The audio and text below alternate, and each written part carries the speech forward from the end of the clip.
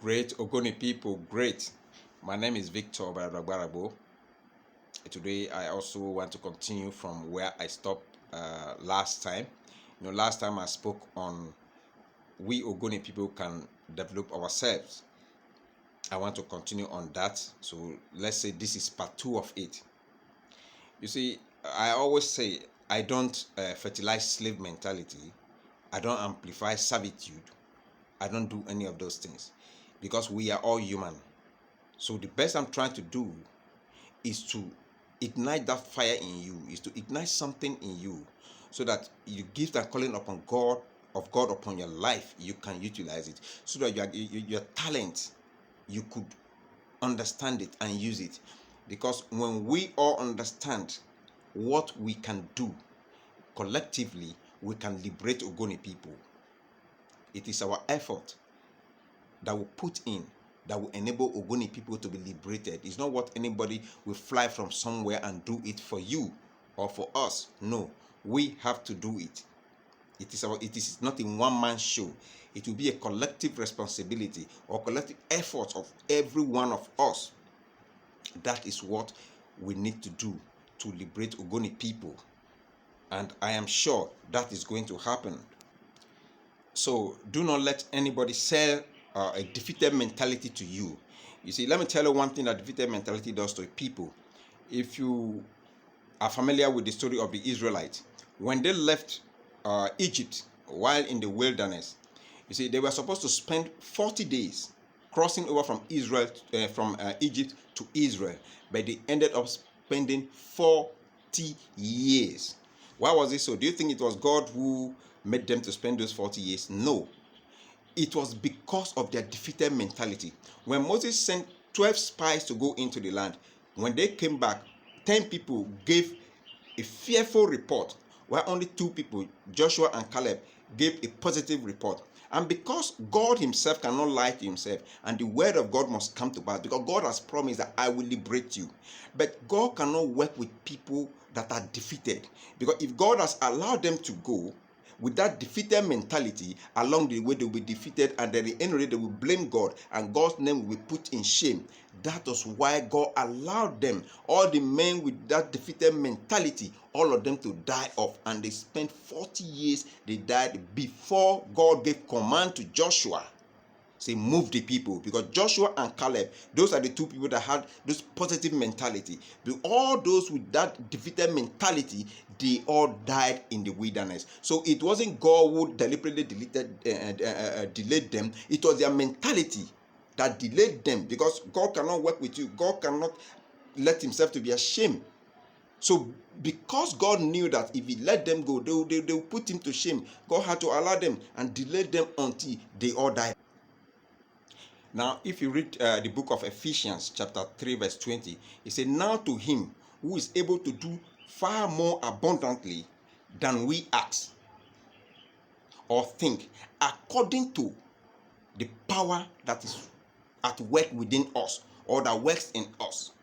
You see now, underline that, according to the power that is at work in us or within us. You see, the power of God works in you. So if you don't use it, nothing is going to happen. The power is already deposited in you. So according to the power that it works in us, not according to the power that works in God, the power of God is already in us, deposited in you. You have to use it for us to work. So when you don't cultivate this, when you don't understand this and see how you can navigate your way through it, then you will begin to question God upon the promises of God and whatever God has told you or whatever God has said that is going to happen. So we must understand this, that we can all work together according to the power of God that is within us. We can liberate Ogoni according to the power of God within us, because it will work with our understanding, and it will work. You see, you need your brain and your environment to do something in this world. Your brain will coordinate everything that you want, and you only function here in this world, in your environment. Your physical environment, that's why you can function. The flesh cannot function outside here. So this is your domain. This is where you have the power to function effectively. So understand that. Now, if you are still believing and hoping that Nigeria will do something for you, Nigeria will never do anything for you. They're not willing to do anything for us as Ogoni people. After 62 years of independence, no constant electricity, no pipe-borne water, no other basic amenities, no schools, no good hospital, nothing. But now, let me cite a simple example of a country that had independence after Nigeria. Qatar, they are playing football in Qatar now. You know, Qatar was also under British rule. In fact, Britain took over Qatar in 1916. That was 2 years after Lord Lugard amalgamated the Southern Protectorate and the Northern Protectorate in Nigeria together. So, they were there until they discovered oil in Qatar in 1939. But British was managing everything until 1971, when Britain left. And Qatar had independence on the 3rd of September 1971. Immediately Britain left, the engineers in Qatar, they discovered a vast amount of natural gas in Qatar. That was in 1971. So this country sat down, planned their life, their future, everything, what they want to be, how they want it to be. By this time, Nigeria was already enjoying the wealth coming from oil. But they didn't know what to do with it. Now, Qatar, today, from 1971, they discovered this natural gas. They've been able to develop themselves. You can't compare Nigeria to Qatar. You can't. This is because the people made conscious decision to develop themselves. And this is why I'm telling you, Ogoni people, it is a conscious decision. It is not something you just daydream. You wake up and you think, oh, you'll be away. No, it's a conscious decision that you will take. If you want to develop, you can develop. So the same oil and gas that they have, we also have the same thing. So what is wrong with ours? So that is the problem. So that is why I'm saying, Ogoni people, if you are waiting upon Nigeria, nothing will happen. When we get our autonomy, we are going to kickstart our own process on how Ogoni will be. We can't remain like this. It is a shame that we have oil and gas and other natural resources, and we are like this. Let me tell you, according to data I have, which the Nigeria Nigeria released, they say we have 2 billion barrels of oil in the ground, untapped one. This is not the one they've never discovered, though. The one they feel they've discovered, 2 billion barrels of oil and over 9 trillion cubic feet of gas. Do you know what that can do?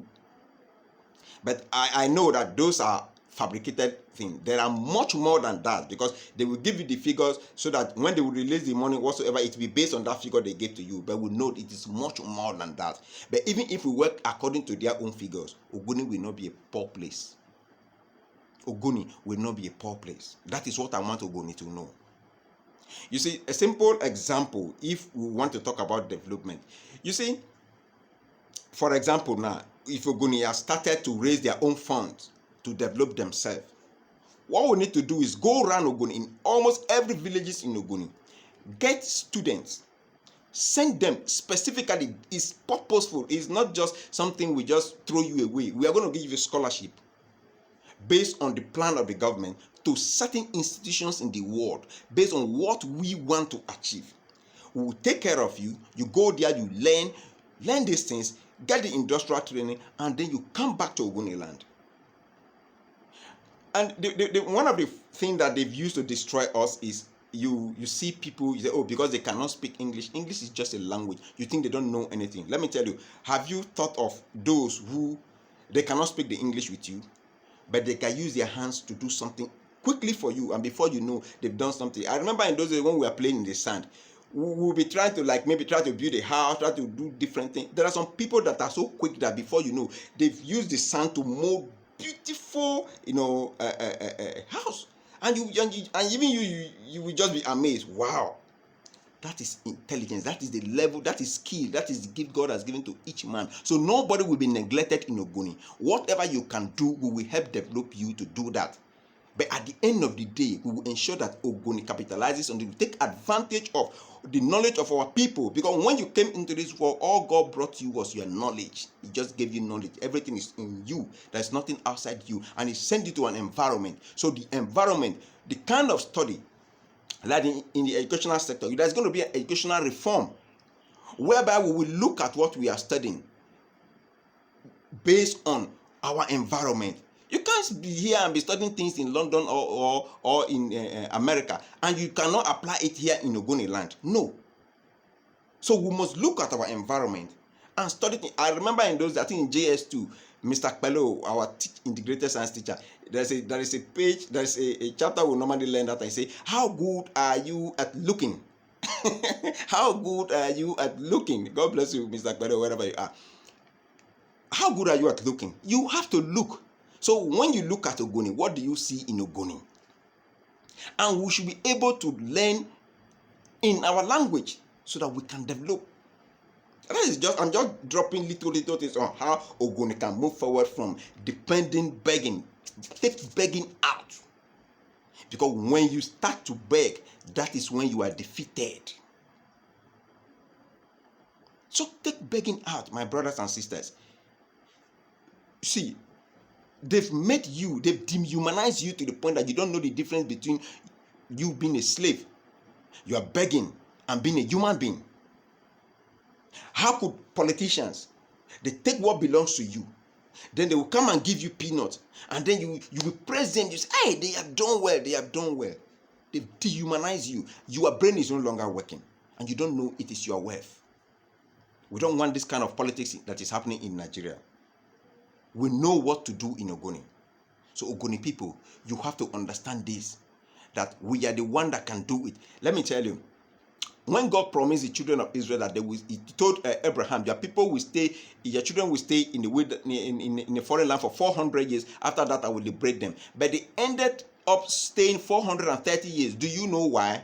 Because the time Moses rose up and he killed an Egyptian, the same his own people exposed him. So Moses ran away. So between the time Moses ran away from Egypt and he went into the land of the Midianites, and by the time he came, God visited him on Mount Horeb, and he came back to talk to Pharaoh to liberate the people, it has taken the span of another 30 years. And that's why before they were liberated, they end up spending 430 years before they were liberated.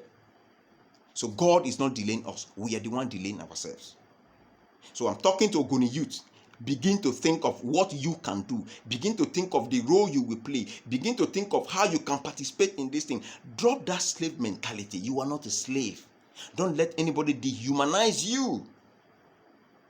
Don't let it. Don't let it, please. I beg of you. Don't let it. So don't let unbelief to overtake you. You see, when Ken said, Ogoni people, the youth, were going to drive a Mercedes-Benz in those days, they said, Ken has lied. This, that. Today, I have you not been able to drive a Mercedes-Benz even without any input from our natural resources? So what makes you think that now you cannot achieve much more than that? But because people were myopic in those days, they haven't seen anything. So when a wise man like Ken was talking, they thought he was joking. He was lying. But today, look at it. So I'm telling you that what we have will change Ogoni into something you can't imagine. It will bring Ogoni to point of your widest imagination. The resources we have in Ogoni. So don't let anybody joke with you. You see, there's a nation called Brunei. They are oil-rich country. They are no more than they are about 400,000 people. A country called Brunei. In fact, their leader gets $100 every second, which in a year is about $2 billion just for their leader. You are not talking about the whole nation. Look at Dubai. Look at what they've been able to do with oil. What are we doing with our own? That is the question you need to ask yourself. I am asking myself, and that is why I am thinking. So you need to ask yourself and think, so that you don't let anybody take advantage of you and destroy your life and make you a servant. The Bible says, I have seen a servant riding on horses and princes walking, trekking. We are trekking. We are supposed to live like princes, but we are trekking. And then those who don't even have what we have, they are riding on horses. That is your homework. Think, but know that we can develop ourselves. Thank you, and God bless you.